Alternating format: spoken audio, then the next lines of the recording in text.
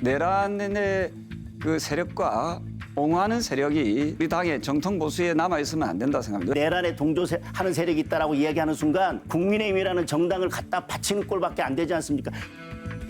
윤석열 전 대통령이 계엄으로 누가 죽거나 다친 사람은 없고 6시간 만에 계엄이 해제되고 결국 아무 일도 벌어지지 않았다. 이렇게 말을 했는데 거기에는 동의하십니까? 더불어민주당이 북한에 3조 이상의 돈을 갖다 줘서 핵무기를 만들었는데 뒤에서 국민의힘이 가장 잘못한 것이 계엄인데 계엄으로 해서는 한 사람도 살상된다든지 이런 건 없었는데 자영업자 90%가 매출 격감을 겪었다. 그래서 자살한 분들이 꽤 많았다. 그런데 아무 일도 없었습니까? 지금 그 2차 토론회를 보고 나서 평가들이 여러 가지가 있는데 우선은 뭐 1차 토론회와 좀 비슷하게 계엄 또 탄핵 옳았다 아니다 뭐 탄핵에 찬성한다 반대한다 뭐 윤 전 대통령과의 관계 이런 것들이 많이 질문이 오갔고 그러다 보니까 일부 평가 중에서는 좀 새롭지 않았다 이랬는데 평가를 한번 들어보겠습니다. 전 굉장히 걱정스러워요. 예. 저런 내용의 토론회가 사실은 TV를 통해서 국민들에게 알려지는 것 자체가 가능한 일일까라는 생각부터 먼저 듭니다. 탄핵을 두고 찬성이냐 반대라는 얘기를 지난해 12월 3일 이후 지금 9개월이 돼가고 있는데 지금도 저 얘기를 하고 있고 탄핵이 잘못됐다라는 얘기를 하시는 분들이 당권을 잡겠다고 공당의 대표가 되겠다고 나서고 있는 거거든요. 저는 그분들한테 한번 여쭤보고 싶은 게 예. 절도나 강도 같은 범죄를 저질렀을 때 그럼 이게 대한민국에서 자유경제하에서 그것도 재산을 가져가는 일이니까 허용되는 일이냐를 가지고 얘기하고 있는 거랑 마찬가지라고 보이거든요. 헌법재판소에서 파면 결정을 하면서 결정해서 그렇게 얘기를 했죠. 민주주의에 대한 파괴이고 기본권에 대한 침해라고 했습니다. 제가 왜 굳이 절도나 강도를 얘기를 했냐면 네. 그것도 내가 다른 사람부터 재산을 가져가는 겁니다. 하지만 이건 다른 사람의 사적 자유, 사적 재산권을 침해하는 거기 때문에 아예 상식적으로 논의 대상 자체가 안 되는 거거든요. 그런데 지금도 계엄이 옳았느니 그러느니 아니면 사람이 지금 다친 사람이 없기 때문에 그게 뭐 볼법이 아니라는지 이런 식의 말씀들을 나누고 계시거든요. 저는 정말 심각하게 바라보고 있습니다. 아까 뭐 제가 국민의힘에서 정통 보수라는 표현 이런 분을 좀 조경태 후보가 쓰시긴 하셨지만 진짜 보수적인 성향을 가지던 분들마저도 이 내용을 보면서 정말 한탄을 하시지 않을까 싶습니다. 논의 자체가 성립되지 않는 내용을 두고 지금 탄핵 이후 상당 시간이 지났음에도 불구하고 이게 토론에서 계속되고 있다. 이 부분에서 어떤 의견을 갖고 계세요? 그렇죠. 말씀 주신 예. 것은 저희가 좀 아프게 받아들여야 된다라고 생각을 합니다. 이번 전당대회를 계기로 삼아서 저희 당의 미래 어떻게 통합할 것인가를 국민들께 당원들께 보여드려야 된다고 생각을 하는데 네. 지금은 계속 과거에 얽매이면서 싸우고 있는 것이죠. 특히 뭐 찬탄, 반탄 이러한 프레임으로서 계속 싸우고 있는 것은 국민들과 당원들께 굉장히 실망을 드리고 있다고 생각을 합니다. 다만 여기에 있어서는 꼭 뭐 찬탄, 반탄 이런 프레임을 넘어서서 당 내부는 그래도 함께 가야 되는 것이 아니냐. 이건 국민들께서, 당원들께서 많이 동의를 하신다라고 생각을 하는데 예. 조경태 의원이 지난번에 특검의 참고인으로 출석을 하는 가운데 아직도 당 안에 내란에 동조하는 세력이 있다. 이런 형태의 발언을 했어요.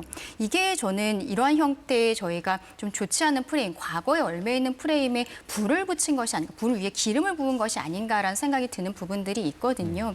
내일 한 번 더 토론회가 있습니다. 네. 그리고 만약에 저희가 결선을 가게 되면은 토요일에 한 번 더 그 플러스 알파로 토론회가 있는데 남아있는 토론회만이라도 당대표가 되어서 어떻게 하나가 될 것인지에 대해서 미래를 지향하는 이런 이야기들이 좀 나와줬으면 좋겠다라고 생각합니다. 지금 뭐 말씀하신 대로 내일 토론회 이후에 전당대회까지 시간이 조금 있습니다만은 국민의힘 전당대회 룰 다시 한번 말씀드리지만은 책임 당원 투표가 80% 비율이고요. 국민 여론조사가 20% 방식입니다. 지금 한국갤럽이 조사한 여론조사 결과 잠깐 보면서 말씀 나눠볼게요.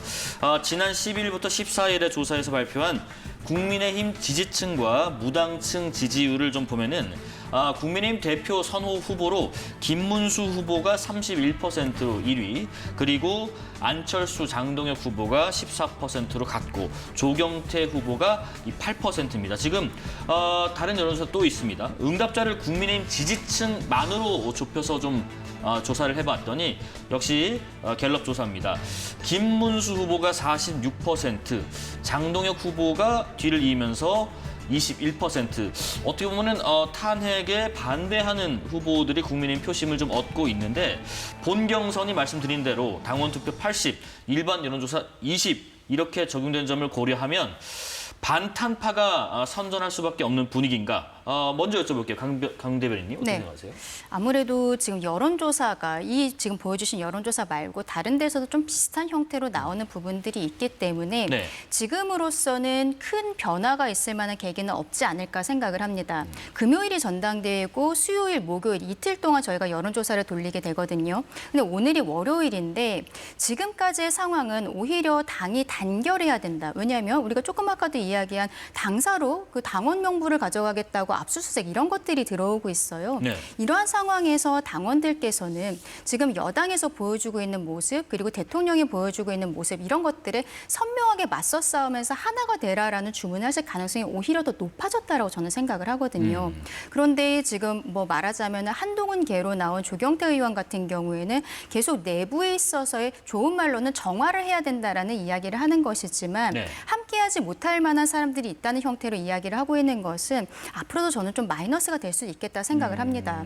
오늘 내일, 그러니까 내일 저녁에 토론회가 마지막으로 수요일, 목요일 동안 여론조사가 이루어지는데 지금으로서는 크게 변화가 있을 만한 계기는 없을 것 같아서 저런 형태로 결과가 그대로 나오지 않을까 싶습니다. 네, 여론조사 개요가 이렇습니다. 앞서 보신 여론조사 결과는 10일부터 14일 동안 전국에 거주하는 만 18세 이상 남녀 1,007명 중에서 국민의힘 지지층과 무당층을 포함해서 조사를 한 결과고요. 503명.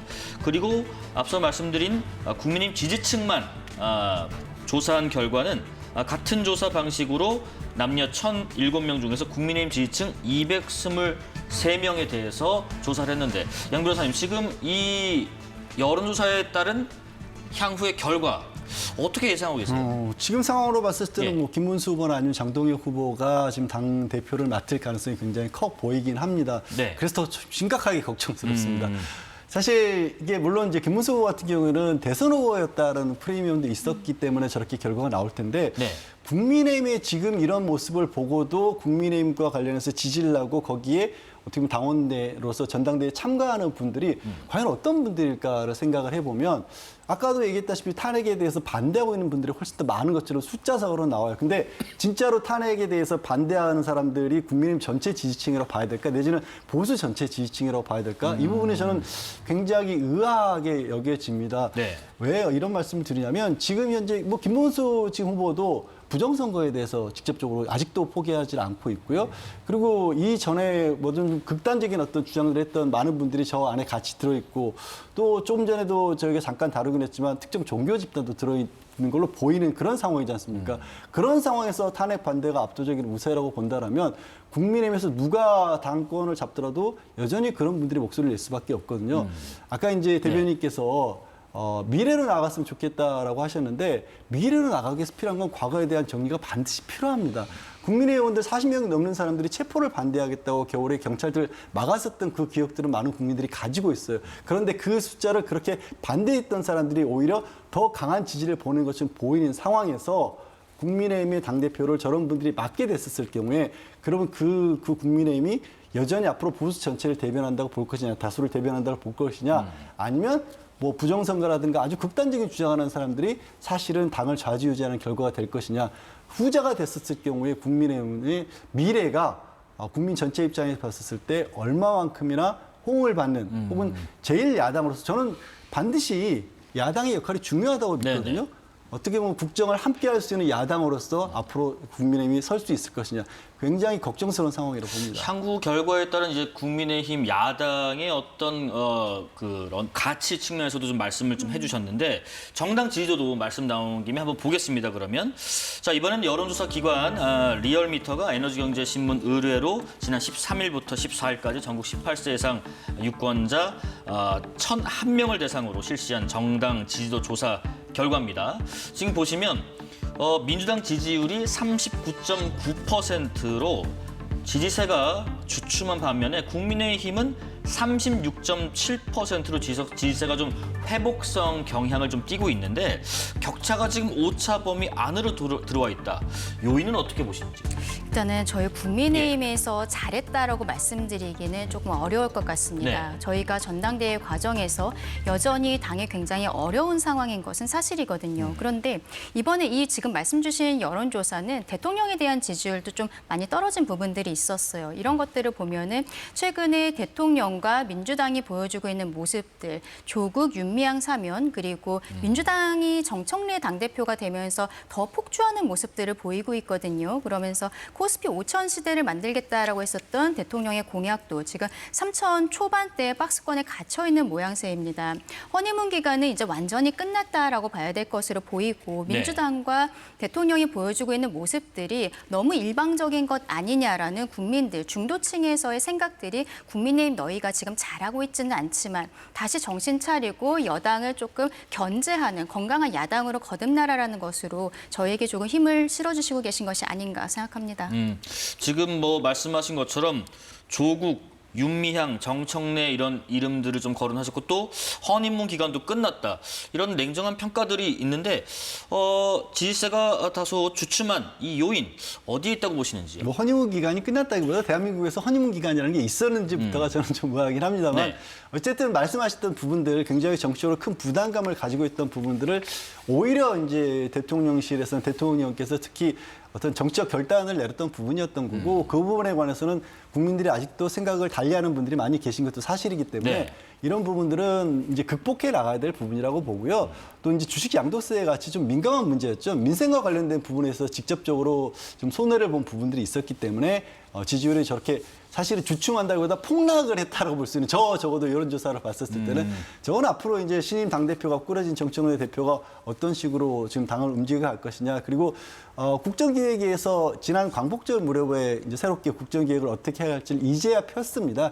이제 그 기획들을 어떻게 실천해 나가느냐에 따라서 얼마든지 달라질 수 있는데 저도 그래요. 아까 네. 이제 대변인이 말씀하신 것처럼 국민의힘도 잘해야 돼요. 국민의힘이 잘하는 모습을 보여주셔야 되는데 아직까지는 지금 한때 집권 여당이었던 당이 보여주고 있는 모습을 전혀 보여주지 못하고 있기 때문에 결국 저 지지도는 더불어민주당이 잘하느냐, 이재명 대통령이 잘하느냐에 따라서 원래 우리 대한민국의 뭐 보수와 진보를 나누는 것도 저는 별로 좋아하지는 않습니다만 비율에 비해서는 여전히 큰 차이를 가지고 있다라고 보입니다.